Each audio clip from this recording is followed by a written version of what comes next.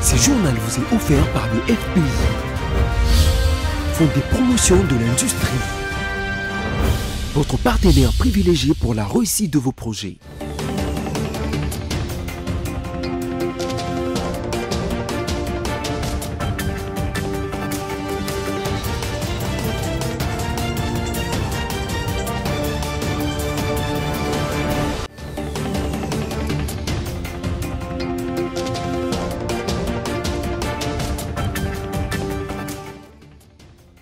Vous nous suivez de partout, nous sommes à Kinshasa, mesdames, messieurs, bonsoir. Bienvenue à cette grande édition du journal sur votre chaîne BEC Télévision, place au sol.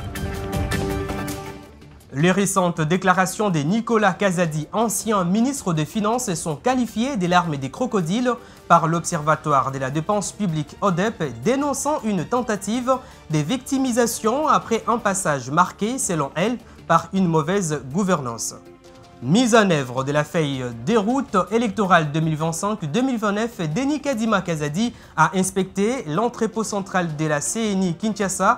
Il affirme que cette anticipation marque une rupture avec le retard du passé et reflète une volonté de conduire un processus électoral bien préparé, crédible et maîtrisé. Et enfin, l'avenue Mutombo-Kati dans la commune de Lagombe est à nouveau praticable et c'est là après sa réhabilitation initiée par le gouvernement provincial.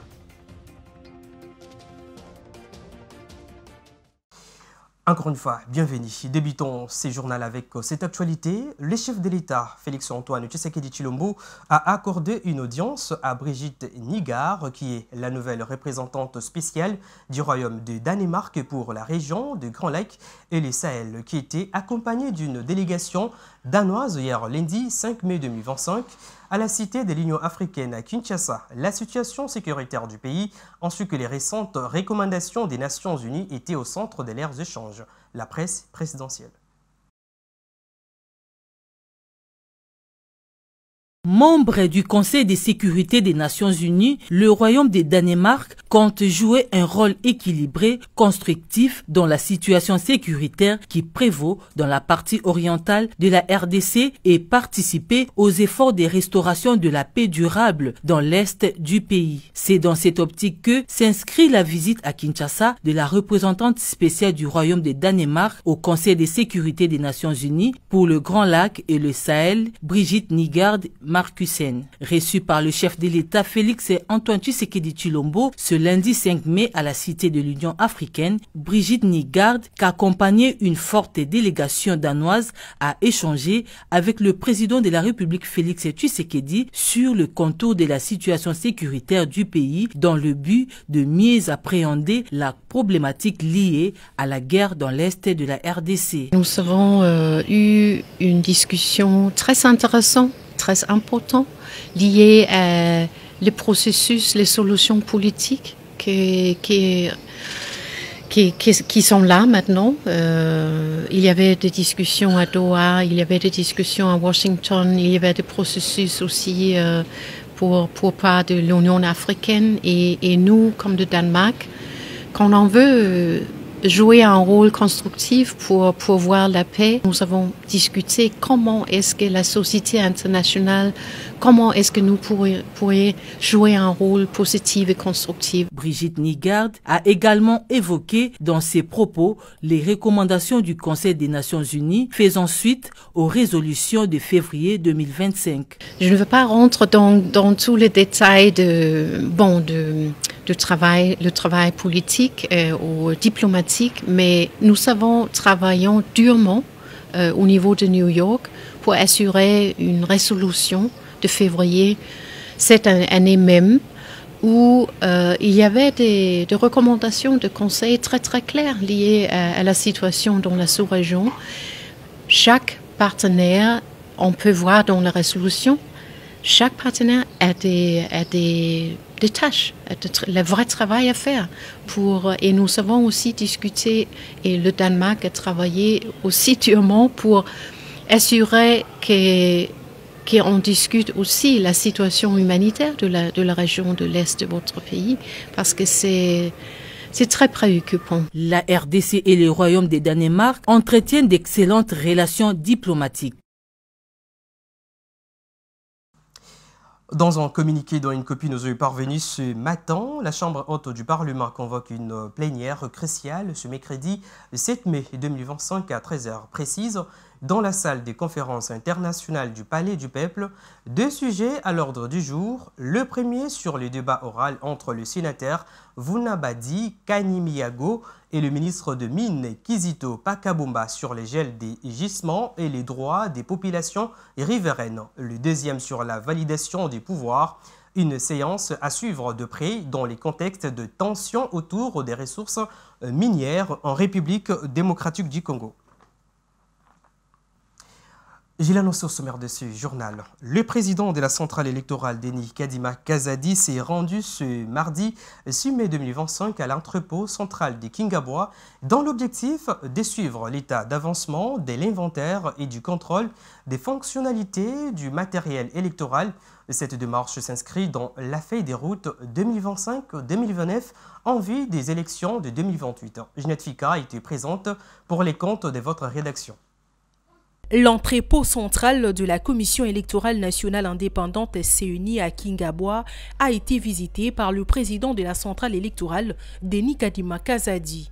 Il était question pour lui d'évaluer l'état d'avancement des opérations d'inventaire et de contrôle de la fonctionnalité des matériels électoraux. Au cours de cette visite, le président de la CENI a suivi les explications techniques fournies par l'équipe commise à cette mission cruciale. Il s'est ainsi forgé une vision claire de l'état actuel des équipements en vue de préparer le futur opération électorale.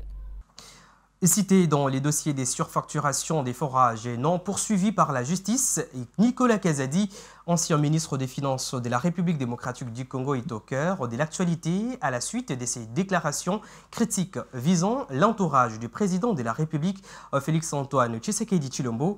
Dans un communiqué de presse dont une copie nous est parvenue ce matin, l'Observatoire des dépenses publiques, ODEP, a réagi à ce propos, estimant qu'il s'agit d'une prise de conscience tardive. Suivez. Dans un communiqué sans détour, l'Observatoire de la dépense publique ODEP tire la sonnette d'alarme sur la gestion des fonds publics par l'ancien ministre des Finances, Nicolas Kazadi. L'ODEP parle des dépenses budgétaires massives, des paiements abusifs, un mode d'urgence et des surfacturations flagrantes dans des projets emblématiques comme les centres financiers de Kinshasa, les forages d'eau et les programmes de lampadaires. Dans ces communiqués, l'ODEP ne mange pas ses mots. Les récentes déclarations de Nicolas Kazadi sont qualifiées des larmes des crocodiles, dénonçant une tentative de victimisation après un passage marqué, selon elle, par une mauvaise gouvernance et une absence de redevabilité. L'organisation appelle donc le président de la République, Félix Tshisekedi, à sortir du silence et à agir en faveur d'un changement radical, estimant que le peuple congolais ne peut tolérer l'impunité au sommet de l'État. Et puis le président du conseil d'administration des lignes maritimes congolaises, Lambert Mende Omalanga, s'est rendu au Congo central où il se trouve pour une mission de travail avec le gouverneur de cette province, Gracie Bilolo Kwanga. Les échanges entre ces deux personnalités ont tourné autour du bon partenariat existant entre l'exécutif provincial et les sociétés du portefeuille de l'État. Suivez. Au gouvernorat de province du Congo central, le premier jour de la semaine est marqué par la rencontre entre Grace Kwanga Maswangi Bilolo, gouverneur de province, et Lambert Mende Omalanga, président du comité d'administration des lignes maritimes congolaises LMC. En dehors de civilité, le PCA de cette société du portefeuille de l'État salue l'accompagnement du chef de l'exécutif provincial dans l'amélioration des conditions sociales des agents de la direction provinciale de cette société maritime qui du reste est dans l'attente de 2 unités flottantes, l'œuvre du gouvernement central. Je suis dans le Congo central en ma qualité de président du conseil d'administration de Lignes maritimes congolaises, qui, comme vous le savez, est une société du portefeuille de l'État avec un actionnaire unique, à 100%, l'État congolais, et dont l'essentiel des activités en connexion avec le commerce extérieur passant par la voie maritime se déroule dans l'exutoire du Congo central, Matadi, Boma, Mwanda. Les capacités managériales du gouverneur du Congo central donnent une lueur d'espoir pour le lendemain meilleur du LMC, direction provinciale, ajoute Lambert Mende Omalanga. J'ai trouvé quelqu'un qui, selon le rapport que notre directeur provincial nous a fait, a déjà contribué à améliorer les conditions de travail de nos agents ici et qui m'a paru être très au courant de ces points sensibles qui nécessitent une intervention de l'autorité publique qu'il représente. Et donc je n'ai aucune raison d'être pessimiste quant à l'avenir et au devenir de LMC au Congo central. Son programme prévoit une visite des installations des LMC de Matadi à Mwanda en passant par Boma. Restons toujours dans cette partie du pays où, après une réunion avec les commandants des différentes unités de la police nationale du Congo central tenue dans la journée d'hier, les commissaires divisionnaires et commissaires provinciaux de la PNC Congo central, les général-majors Israël Kantou, appellent la population de ces coins du pays de rester en contact permanent et travailler en collaboration avec la police pour leur propre sécurité. On l'écoute. Les messages clés que je pouvais laisser à mes frères du Congo central en général et particulier ceux de Matadi, c'est de rester en contact permanent et travailler en étroite collaboration et en synergie surtout avec la police nationale congolaise parce que leur sécurité en dépend. S'ils informent, s'ils nous signalent, s'ils nous renchaînent sur les cachettes, soit les gens qui trouvent suspects, la police est là à leur disposition. Le fait de ne pas dire, de ne pas dénoncer, ça va créer des problèmes. Mais j'ai toujours aimé et toujours demandé à cette population-là de rester, comme je l'ai dit, vraiment en étroite collaboration avec la police que j'ai laissée ici place à Matadi. Donc c'est un phénomène qui est naturel. C'est un phénomène qui est naturel. On peut attribuer ça à la population, tout comme à la police qui n'a pas bien travaillé, qui a relâché. Mais je trouve que c'est un phénomène. Les malfaiteurs, ils sont aussi stratégiques. Il y a des fois, ils voient là où il y a une négligence, il y a des failles, pour profiter, en faire leurs problèmes. Mais tel que nous avons la conscience, sur l'impulsion des chefs de province, les chefs de l'exécutif qui a tenu une réunion du comité de sécurité provincial avant-hier, qui a donné encore les mots d'ordre, qui a insisté sur la sécurisation des personnels et des biens, la police a fait son travail. Et puis que ce ne sont pas les moyens qui manquent, il a mis des moyens en jeu qui, pour nous faciliter, pouvoir répondre dans notre mission régalienne. La mission m'est confiée, est arrivée au bout. Vraiment, la mission est achevée et avec satisfaction. Les policiers qui m'ont accompagné, les cadres tout comme la troupe, elle est restée vraiment à son point. Donc il n'y a pas à dire qu'il y avait autrefois qualifié par un de mes chefs qui avait trouvé la police ici de non professionnels. Moi je dis non, cette police que je laisse ici, c'est une police professionnelle. Vous pouvez compter sur cette police. C'est question seulement de motiver, donner la confiance et faire le bon travail. Revenons à Kinshasa pour parler de cette actualité. Pour débloquer les dossiers urgents, inondations, routes dégradées, marché central fermé en sécurité persistante dans la journée d'hier, à l'hôtel de ville, l'Assemblée provinciale de Kinshasa a remis les pendules à l'air face à l'exécutif. Le président Lévi Bouta a annoncé des descentes sur les terrains pour accélérer les chantiers en souffrance et veiller à la concrétisation des promesses. Suivez. Le bureau de l'Assemblée provinciale avait une séance technique avec l'exécutif aujourd'hui. Nous avons eu à échanger sur beaucoup de points. Je vais noter 2 points aujourd'hui. C'est par rapport, par exemple, au retour des normes sur la ville de Kinshasa. Vous avez vu que l'exécutif est en train de travailler. Nous allons souffrir qu'il y ait certaines destructions parce qu'il y a des constructions anarchiques. Il y a beaucoup de problèmes, il y a des sérieux problèmes.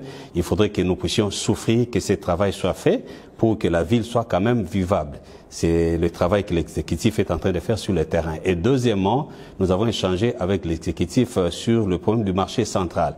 Il faudrait qu'on puisse réouvrir le marché central pour que la ville puisse avoir quand même des recettes. Prochainement, il est prévu une descente entre le bureau de l'Assemblée provinciale ainsi que l'exécutif. Nous allons descendre pour voir le travail qui a déjà été fait. Qu'est-ce qui reste à faire pour pousser l'entreprise qui est en train de travailler à finir définitivement ses travaux afin que le marché central soit réouvert. Et cela répond également au problème de l'harmonie entre les deux institutions, comme vous avez constaté, et la première institution de la ville de Kinshasa, qui est l'Assemblée provinciale, ainsi que la deuxième institution de la ville de Kinshasa, qui est l'exécutif. Nous travaillons en harmonie et nous veillons sur l'harmonie des deux institutions. Nous soutenons les gouverneurs pour qu'ils puissent réussir dans tous les défis que nous avons dans la ville de Kinshasa. Vous savez que nous avons plusieurs défis. Dernièrement, nous avons vécu ce problème des inondations. L'exécutif est en train de travailler et nous les appuyons également avec la commission que nous avons mise sur pied. Les députés provinciaux vivent au quotidien avec la population. Nous vivons avec la population, nous connaissons leurs problèmes, nous connaissons leurs desiderata. L'exécutif est l'émanation de l'Assemblée provinciale, c'est pourquoi nous devons travailler toujours en synergie. Nous avons prévu d'ailleurs prochainement une réunion, nous allons étudier tous les problèmes qui sont posés dans la ville et voir comment nous pouvons accompagner l'exécutif.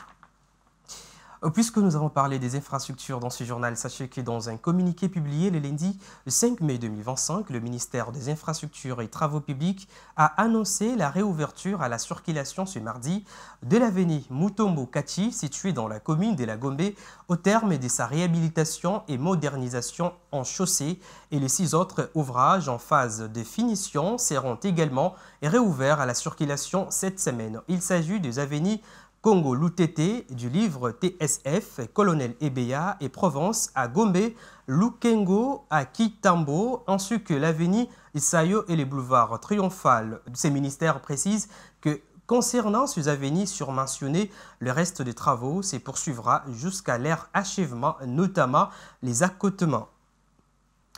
Et puis, à l'international, le Hamas a estimé ce mardi 6 mai 2025 que des négociations pour une trêve à Gaza n'avaient plus d'intérêt à ce stade et appelé le monde à faire pression sur Israël pour faire cesser la guerre de faim au lendemain de l'annonce par Israël d'un plan des conquêtes du territoire palestinien. Plus de détails avec nos confrères de France 24.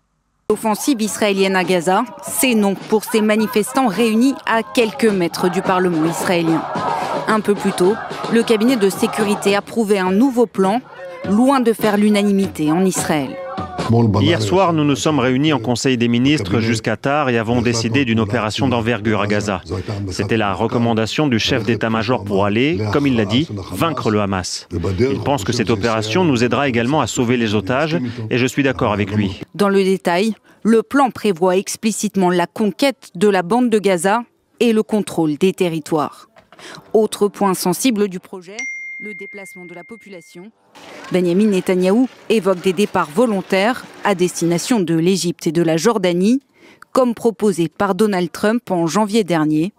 Une idée qui avait suscité un tollé international et auquel se sont publiquement opposés Le Caire et Amman. Des dizaines de milliers de réservistes ont été appelés pour cette nouvelle offensive. Objectif affiché, vaincre le Hamas. Nous ne nous réveillerons pas un matin pour découvrir que le Hamas n'existe plus, comme dit le Premier ministre. Mais si nous continuons à tergiverser, nous risquons de nous réveiller un matin et de découvrir qu'il ne reste plus aucun otage en vie.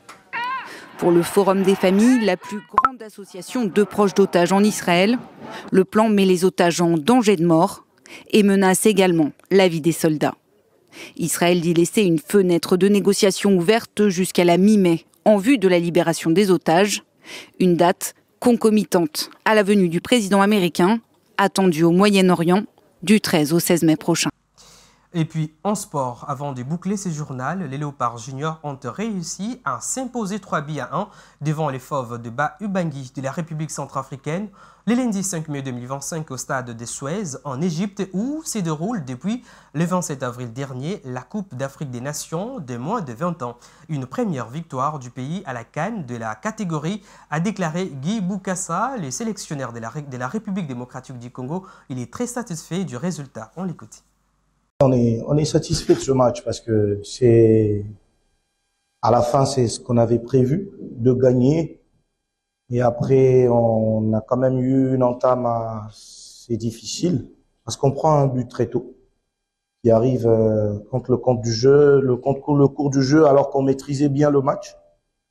Dans cette forêt de jambes, on a pris un but. ce que je retiens, c'est la réaction. On n'a pas perdu le contrôle, on est resté serein et on a pu revenir et gagner le match. Donc, je suis très satisfait de mes joueurs. En toute humilité, le premier trophée, c'est celui de Noah, qui est homme du match. Ça, c'est un événement ça me marque particulièrement de voir mon joueur plébiscité. Il a fait une très bonne performance. Maintenant, on ne peut pas cracher sur le fait que c'est une première victoire de la RDC dans l'histoire de la CAN U20. Pour nous pensons que c'est à ce niveau-là que devrait être la RDC régulièrement. Maintenant, on va se servir de ce qui s'est passé aujourd'hui comme une fondation sur laquelle on va devoir bâtir un futur constant et régulier dans cette catégorie.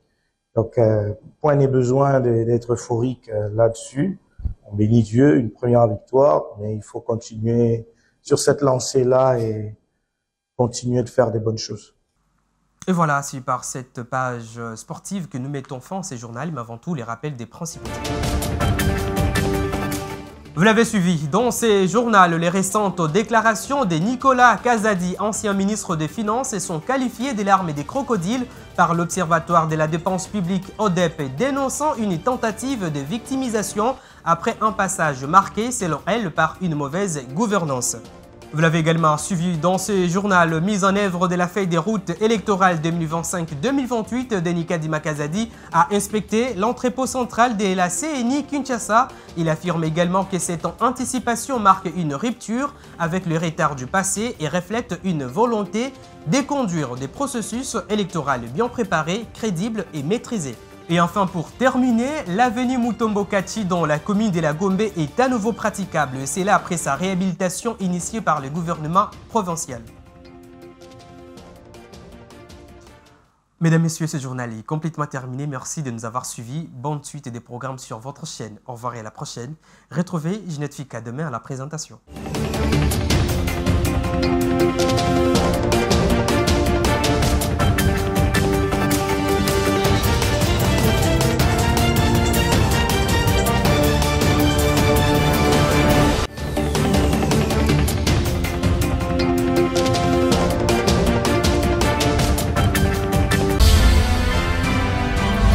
Ce journal vous a été offert par le FPI, Fonds des promotions de l'industrie, votre partenaire privilégié pour la réussite de vos projets.